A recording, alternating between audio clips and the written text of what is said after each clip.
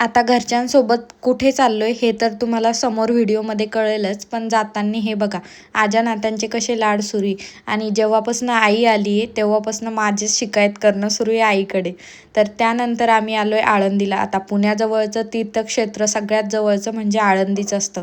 आणि आमच्या आत्या आल्या आणि आळंदीला आम्ही गेलो नाही असं तर कधी होत नाही. तर तिथे गेलो, छान दर्शन घेतलं आणि बारीत 5च मिनिटात दर्शन झालं. आणि त्या अगोदर इथं ज्ञानेश्वर महाराजांच्या पादुकांचा अभिषेक सुरू होता. तर ही चांदीची डिझाईन बघून मला तर आश्चर्यच वाटलं. त्यानंतर लाडूबाई प्रसाद खात होती आणि बहीण भावाचं असं काहीसं सुरू होतं.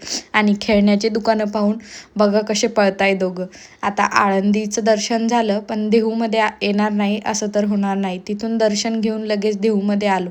तिथं छान असं दर्शन झालं आणि लगेचच महाप्रसादसुद्धा भेटला.